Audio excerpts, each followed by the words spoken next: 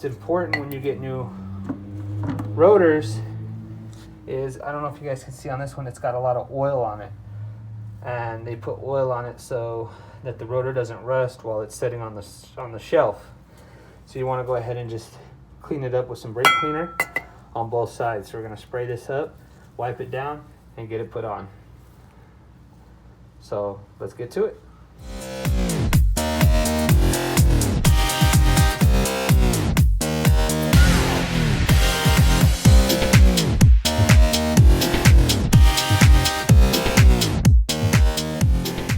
Welcome back, guys, to Steven's DIY Auto Repair.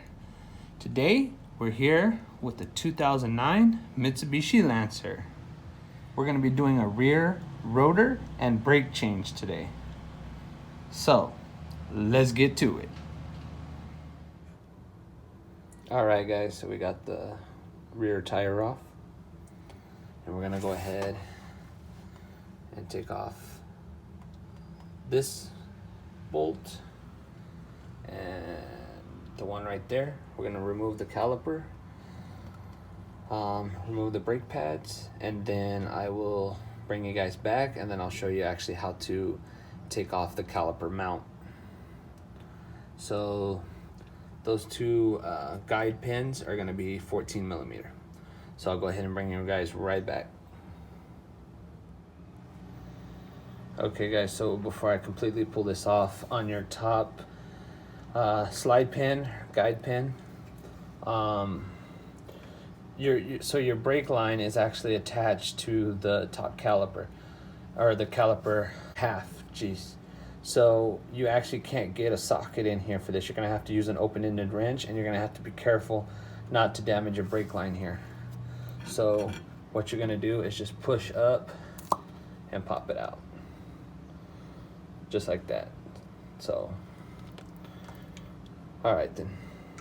I'll bring you guys right back. Okay, guys, so we have our caliper off and we have it securely fixed up top to where it's not putting any kind of pressure or kinking or twisting the brake hose. And then we're going to come down here and we're going to hit that fastener, and there's going to be one more on the bottom right there. Those are both going to be 14 millimeters, and that's going to take off our caliper bracket from the spindle. So I'll go ahead and bring you guys right back once I get that off. Okay, guys, now we got the caliper bracket off, and if I didn't mention before, these are going to be both 14 millimeters.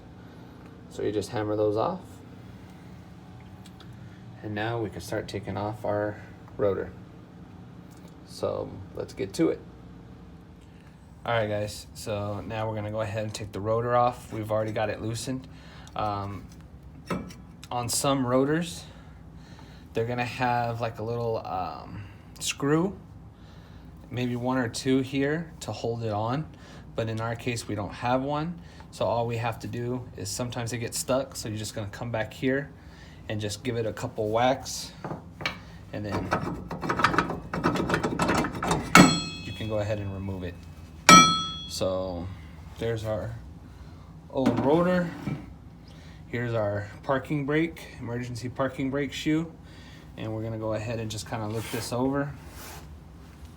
The springs look good.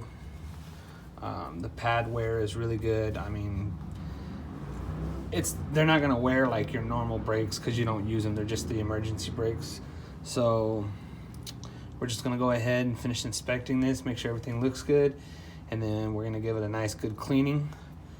We're going to just spray it all down with brake cleaner, get it all cleaned up for the customer, and then start installing the new one. So let's get to it. Alright, guys, so now we got the parking brake equipment cleaned up. We're going to go ahead and move on to our rotor. So there's no left or right on this rotor, nor the other one. So I'm assuming it's not going to matter what side we put them on. Usually they're directional, and if they are, they'll have a left for left or R for right. So it's important when you get new rotors is, I don't know if you guys can see on this one, it's got a lot of oil on it. And they put oil on it so that the rotor doesn't rust while it's sitting on the shelf. So you want to go ahead and just clean it up with some brake cleaner on both sides. So we're going to spray this up, wipe it down, and get it put on. So let's get to it. Okay guys, so this little grommet right there, you want to take that one off the old one and put it on the new one. And that's just like a little window into checking out your e-brake, and also to be able to adjust it. So you just want to put that back in. So fits like a charm. We're going to go ahead and put on the caliper bracket and get our brakes put back in and our caliper put back on. So let's keep moving on. Alright guys, so we got our caliper bracket on now. We used a little bit of blue thread locker on the threads because we're going to have a lot of vibrations back here from braking, so we don't want those to find their way out. So we got them both torqued down to 43 foot-pounds per service information. Now we're going to come up here, press that piston in, put the brakes on, and get it put back together. So when you're doing brake jobs, also when you go to press in these calipers, you want to make sure, you might have to remove some brake fluid with like a turkey baster, and after you're done you might need to add a little bit of brake fluid. It just depends on where the level's at right now. So we're gonna go check that, and if it's low enough,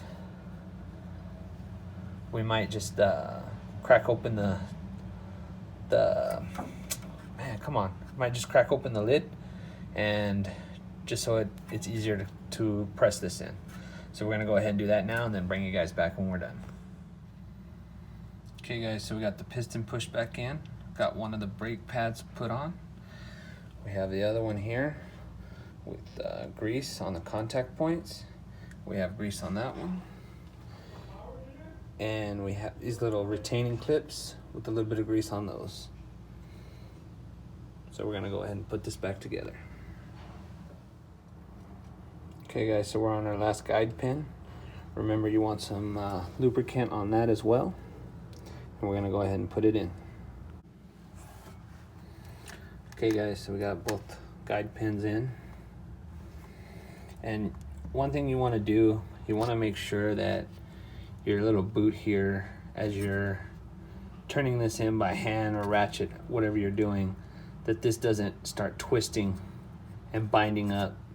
So in my case, I had to actually hold this while I turned the bolt by hand. So just a little FYI, because if you start letting this rotate with the bolt, it could rip it and you're gonna have a bad day. So just FYI. All right, so let's get this torqued to specs and throw the tire back on. All right guys, so we got it all put back together. So you want to rotate the hub to make sure you're not hearing any kind of grinding or anything hanging up. So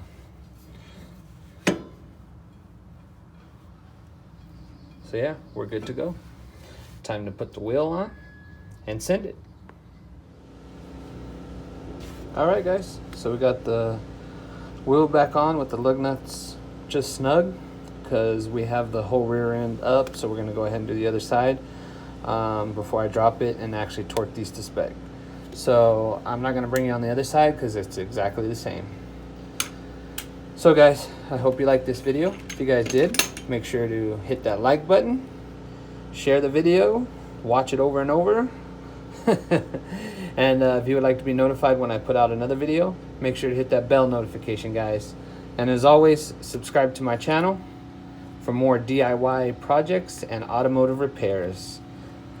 And as always guys, until next time, have a good one.